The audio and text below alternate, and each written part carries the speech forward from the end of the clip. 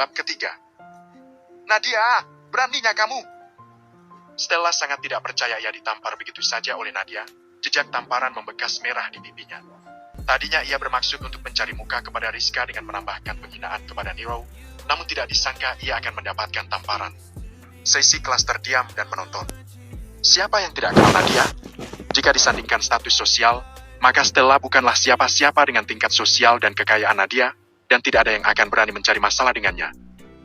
Kalau kalian mengganggu Nero lagi, jangan salahkan aku jika bertindak lebih kasar. Teriak Nadia penuh ancaman. Nadia, apa maksudmu? Tiba-tiba Rizka menyela dari tengah kelas. Bukannya kamu tahu kemarin bocah sialan itu mencoba mempermalukanku? Teriaknya dengan ganas. Rizka sama sekali tidak takut dengan Nadia, ia adalah anak pemilik perusahaan tambang yang kaya raya. Alis Nadia terajut memandang Rizka dengan heran. Nero mempermalukanmu? Apa kamu mengira aku buta hingga kamu pikir aku tidak tahu apa yang kamu lakukan kepada Nero selama ini? Sengit Nadia. Apa? Apa yang kulakukan? Jelas-jelas anak itu berusaha merusak reputasiku. Kelit Rizka. Sudah, Nadia, biarkan saja. Tiba-tiba Nero menarik tangan Nadia untuk duduk, namun Nadia mengibaskannya. Jelas sekali ia sangat marah. Namun sebelum ia melemparkan kemarahannya, guru bahasa Inggris masuk ke dalam kelas, dan suasana langsung menjadi tertib. Nadia dengan kesal duduk di kursi bersebelahan dengan Nero. Nero memperhatikan wajah Nadia dari samping. Ia takjub ternyata gadis ini cukup menyeramkan ketika marah. Nadia yang merasa Nero melihatnya, balik menatap Nero. Kenapa? Bisiknya. Kamu galak juga? Balas Nero. Nadia membesarkan matanya ke arah Nero. PVTD. Nero hampir tertawa. Nadia ikut tergelak, ia menyadari kalau barusan ia agak berlebihan, namun melihat apa yang dialami Nero kemarin, hatinya menjadi sakit. Apa yang membuatnya begitu perhatian kepada Nero adalah saat pertama masuk sekolah ketika upacara bendera.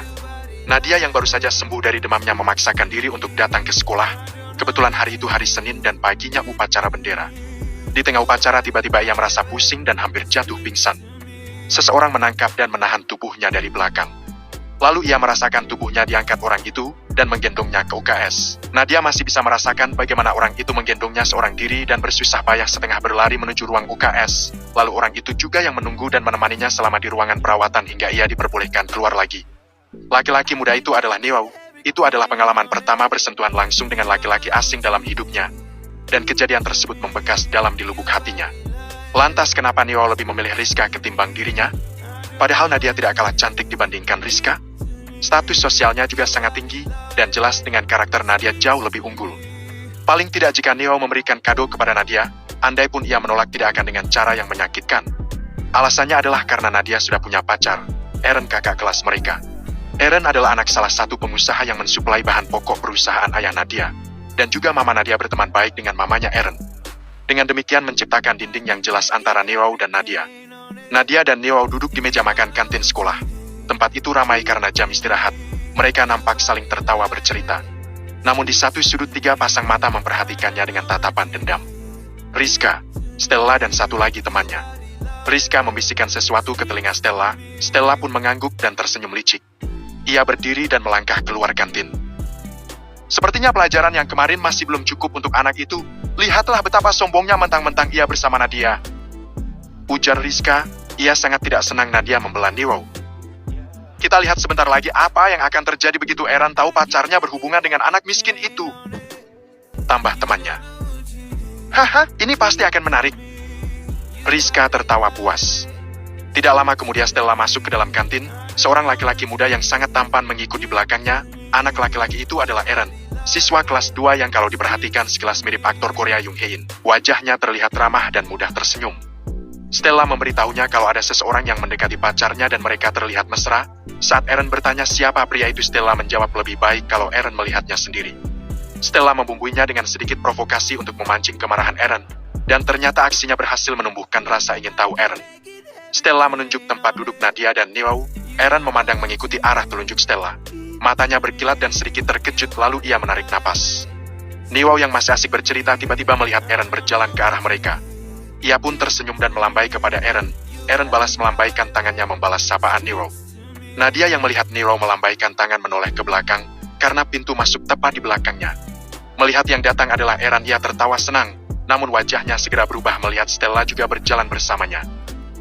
Kamu lihat sendiri kan? Anak itu merayu Nadia setelah kemarin gagal dengan Rizka. Bisik Stella memanas-manasi Aaron. Aaron tidak menanggapi.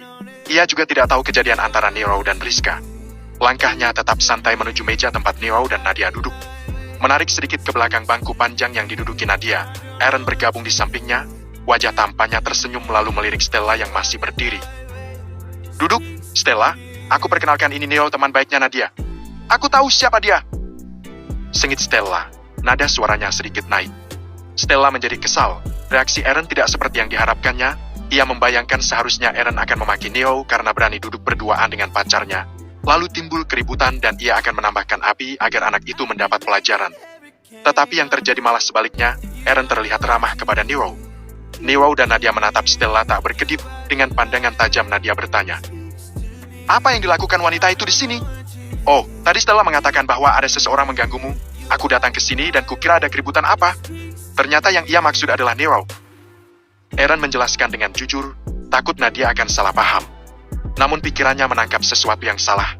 Pandangannya berganti-ganti antara Nadia dan Stella, lalu kepada Nero yang kini diam dengan ekspresi cuek. Rizka dan temannya mengamati dari jauh mengharapkan sesuatu terjadi, namun mereka jadi bingung karena tidak terjadi apa-apa. Yang terlihat hanyalah Stella yang tetap berdiri dengan sikap yang sangat kikuk. Mereka terus menonton dari jauh. Aaron merasakan ada yang janggal, lalu bertanya, "Ada apa ini? Kenapa kalian bersikap aneh?" Selidiknya, namun tidak ada yang menjawab. Nadia jadi mengerti, jadi ini adalah akal bulus Stella untuk membuat keributan antara mereka bertiga. Mengabaikan pertanyaan Aaron, Nadia berdiri dan berteriak, "Apa kamu ingin merasakan tamparanku lagi?" Aaron terkesiap, beberapa orang di dekatnya juga terkejut mendengar teriakan Nadia.